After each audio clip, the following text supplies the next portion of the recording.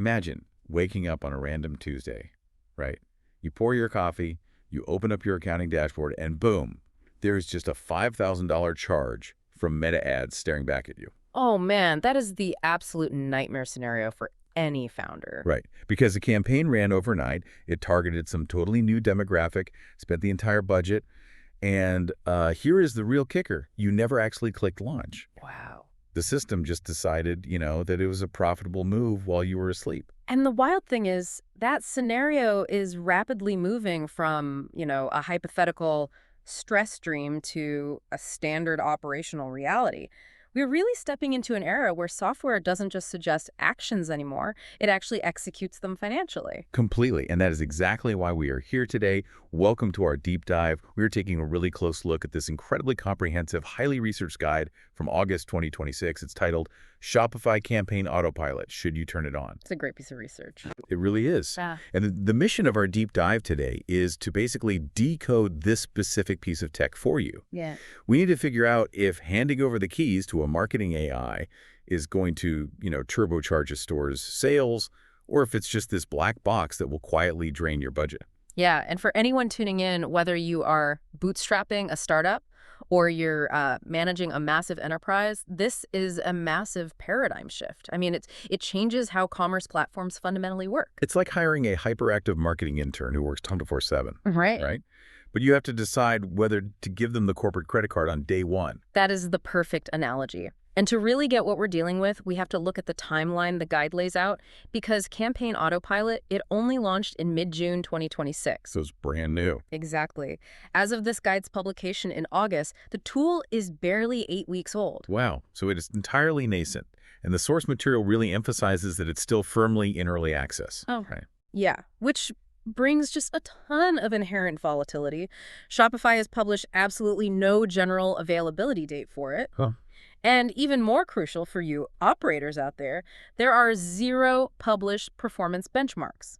I mean, when software is this new, operating on the bleeding edge means you need a defensive posture. Right. You can't just blindly trust it. No, you cannot just flip a switch and hope for the best. You really have to understand the underlying architecture to protect your downside. So, okay, let's unpack this and clear up some of the noise first.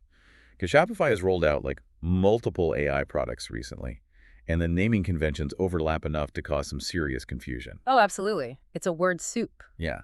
My initial assumption, just reading the headlines, was that Autopilot was just an extension of Shopify Magic or Sidekick.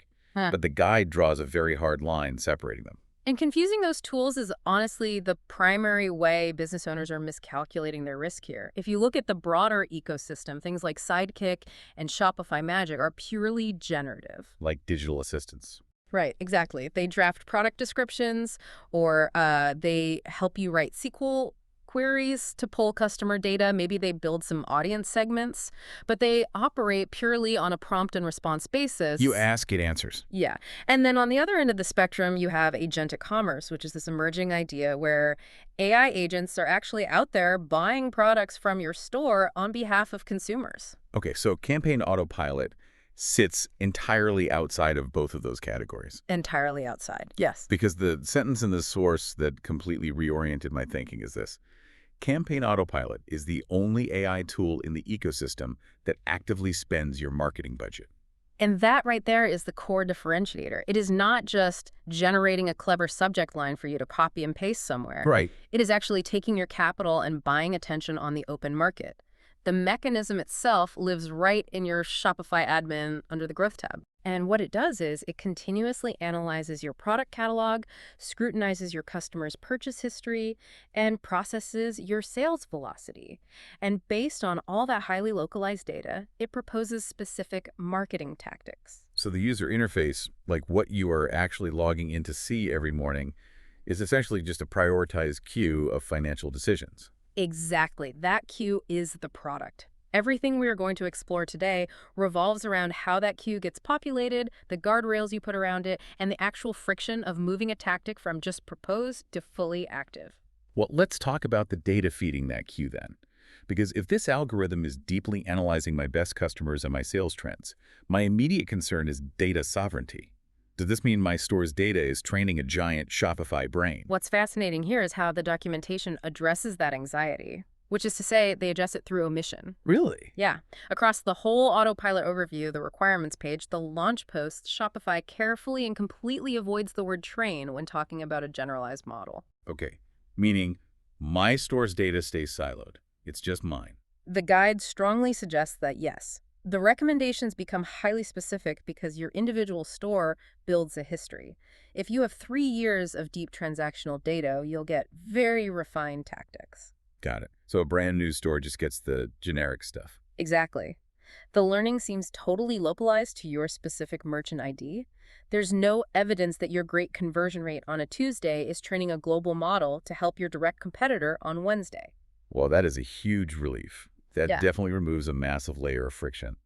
But if we're cool with the data privacy, we hit the next hurdle, which is the approval process. Right. Who actually pulls the trigger? Exactly. If this AI is queuing up things that cost real money, who says yes? And here's where it gets really interesting, because the guide highlights a glaring contradiction in Shopify's own technical manuals. Oh, the documentation gap here is severe, and it's structural, which happens a lot when beta software goes public, but this one involves financial authorization, so it's a big deal. Let me walk through what the guide found, because it totally changes how you set this up. If you go to Shopify's requirements page, it says unequivocally that every single tactic requires your manual approval. Right. It frames it purely as an advisor. Exactly. You review the proposal, you click approve, and only then does the money move. But then you go to the setup documentation, and it describes a fundamentally different architecture. Yeah, the setup page introduces this permissions switch. Right. A literal switch in the dashboard that controls whether Autopilot can run tactics autonomously on its own or if it has to ask you first. So you're reading two official documents. One says autonomy is impossible, and the other tells you how to turn it on. And that fragmentation spills over into the eligibility requirements too, like the starter plan, for example. All right, the entry-level subscription. Yeah. The Shopify messaging page says Basic, Grow, Advanced, and Plus can use the email features. But then the campaign autopilot requirements page says it's available on all plans except the Agentic plan. Wait, so the word starter is completely missing from the exclusion list? Completely absent. So if you're a founder on a starter plan, you are getting totally conflicting signals about whether you can even use the absolute basics of this tool. Which is so confusing. So what's the takeaway for the listener trying to navigate this? The takeaway is you cannot rely on the external help center as your absolute truth. The interface in your specific admin dashboard is the only reality that matters. You have to look at what's actually in front of you. Exactly. Before you connect a channel or authorize a budget, you must go to your Growth tab, open Autopilot, and physically read your own Permissions tab. Autonomy is a dial you set, not some state you just blindly accept. Okay, so taking control of that dial brings us to the most critical part of this deep dive, following the money. We really need to look at exactly where Autopilot is allowed to spend and how they actually bill you for it. And honestly, the pricing structure is surprisingly elegant.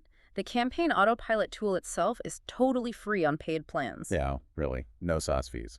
No per-seat license, no percentage of spend management fee like an agency would charge.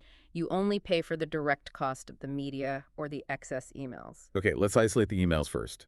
The allowance is 10,000 free email sends per month, and the guide emphasizes the word sends, which is super important, right? It's not 10,000 contacts. Yeah, it changes your entire unit economics. If you have 2,000 VIP customers and Autopilot hits them with a really aggressive campaign 5 times in a month, boom, you have exhausted your free allocation. Just like that. And after that, it's $1 per 1,000 additional sends, which, I mean, even at that overage rate, the ROI is probably massive. It definitely can be. But my absolute favorite detail from the source material is the carve-out for abandoned checkouts. Any email automation triggered by an abandoned cart does not count towards your 10,000 limit. Which is just a brilliant strategic move by Shopify. Abandoned checkout recovery is the highest converting touch point you have in e-commerce. Oh, for sure. It's basically free money. Exactly. By making that permanently free, Shopify ensures you see immediate, tangible revenue from the AI. And that builds the trust you need to let it start spending real ad dollars on acquisition later. Right. Speaking of acquisition, email is just one channel. The guide maps out 4 connected channels as of mid-August 2026. You've got Shopify messaging and Shop Campaigns, which is built on a cost per acquisition model, So you only pay when an order is actually placed. Which is effectively risk-free performance marketing. Right. So it's like a free personal shopper, but you're still paying the department store for the clothes. But then you get into the open market. You can connect Meta ads where Meta bills you directly, and they just added Microsoft advertising on August 4th. Plus, ChatGPT ads and Snapchat are coming later, so Autopilot acts as the media buyer, but the platforms collect the toll. Okay, but this brings up a huge question. Who handles the creative? Because if I'm running a premium brand, the visual representation of my product is everything. I assumed I'd get to review the ad before it launches. And that is the most significant strategic vulnerability in the entire system. There is a massive blind spot here. Tell me about it, because this part made me pause. So for internal channels like email, you get full visibility. You can read the copy, check the layout. You can't write a custom subject line from scratch. You can only ask the AI to regenerate it, but you can see it. Okay, that's fine. But what about the paid ads? Paid external channels are totally different. When Autopilot proposes a meta ad, you can review the budget, the audience, the objective, but there is absolutely no documented step where you preview the final visual advertisement. Wait, so I don't even get to see the image. How does it even make the ad without me? Is it just grabbing a product photo and throwing it on Instagram? It uses dynamic asset generation. The AI pulls product photography, lifestyle images, variants, prices, all from your catalog, and rapidly compiles them into thousands of micro variations. Oh, wow, thousands. Yeah. It's optimizing for specific users in real time. So the reason there's no preview is that there isn't just one single ad to preview. It's a high-frequency engine. If they made you approve every visual, it would completely shatter the velocity of the AI. I mean, I understand the math behind it, but as a brand owner, that is a massive leap of faith. You are essentially giving it a blank check to use imagery you haven't approved in combinations you haven't vetted. Exactly, which is why setting up rigorous financial boundaries before you launch is the only way to protect yourself. And the guide gives a very specific pre-flight checklist for this. Yes, the guardrails. Yeah. It all starts with the monthly ceiling, right? Right. And this is an aggregate number, one maximum spend across all connected paid platforms. If you set it to $5,000, it cannot spend $5,001 no matter how many channels it's juggling. Okay, so that stops the massive surprise invoice. Then you set the operational guardrails. Target ROAS, return on ad spend, target regions, and target languages. Yes, you have to tell it where shipping actually makes sense for your margins. But there is a huge mechanical quirk here that the guide puts in bold letters.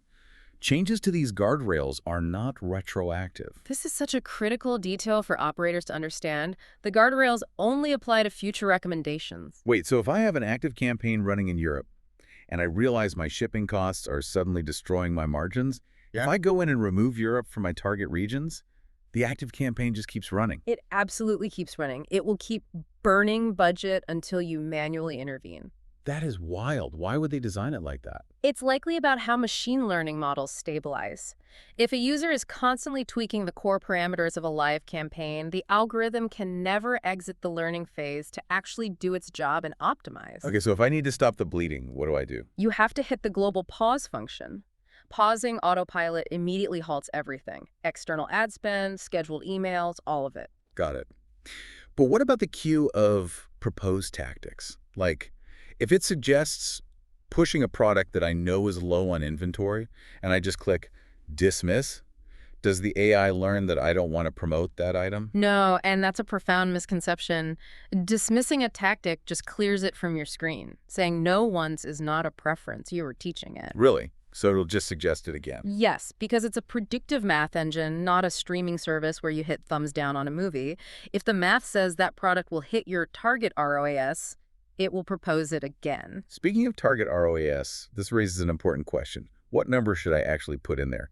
Does Shopify give you a benchmark to start with? They provide absolutely zero benchmarks. Nothing. With all the billions of dollars of transaction data they have? Nothing. There are no published averages for ROAS or cost per acquisition, and that omission feels entirely intentional. Because of the liability, right? Exactly. If Shopify suggests a 3.0 ROAS and your store only hits a 1.5, you're going to blame the tool. So the only mathematically defensible starting figure is your own historical data. You have to do the homework yourself. You do.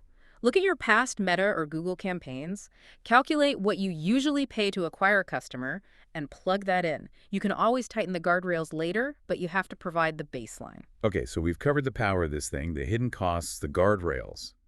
But to really understand a tool, you have to know where it breaks. So where does campaign autopilot hit a brick wall? The biggest limitation the guide found is audience control. For email and shop campaigns, you cannot change the target audience. The AI completely locks it down to maximize results. I mean, if we connect this to the bigger picture, for a lot of people, having the audience locked is a huge relief. Building those segments manually is so tedious. Oh, absolutely. If you're just doing broad promotions, it's great. But for a brand that relies on really strict RFM tiers, sorting by recency, frequency, and monetary value. Right, like targeting VIPs who haven't bought in 6 months. Exactly. Campaign Autopilot cannot execute that kind of surgical strike. It's a blunt instrument for aggregate revenue.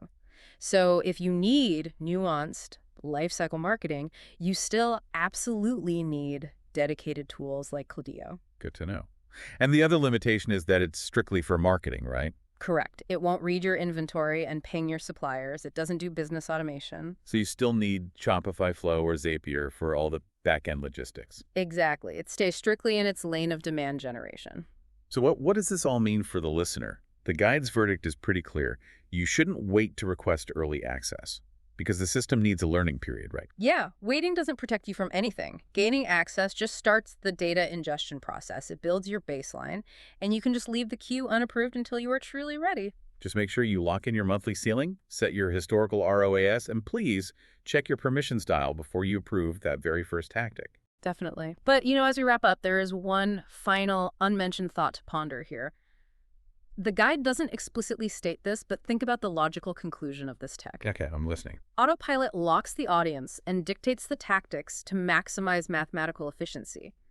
But what happens if every single Shopify store in your niche eventually turns on this exact same AI? Oh, wow. Right. If everyone is running the exact same optimization math, bidding on the exact same ad inventory, how does your brand actually stand out? Because the marketing just becomes homogenized. It becomes invisible infrastructure. Yeah. Everyone is executing the mathematically perfect ad. Exactly. And if AI completely homogenizes digital marketing, perhaps the only true competitive advantage left isn't how you sell, but the actual undeniable quality of the product you're selling. The product still has to survive contact with the consumer. That is such a fascinating point to end on. Well, thank you for joining us on this deep dive. Make sure to check those Shopify settings and prepare yourself for the new era of automated commerce. We will catch you on the next one.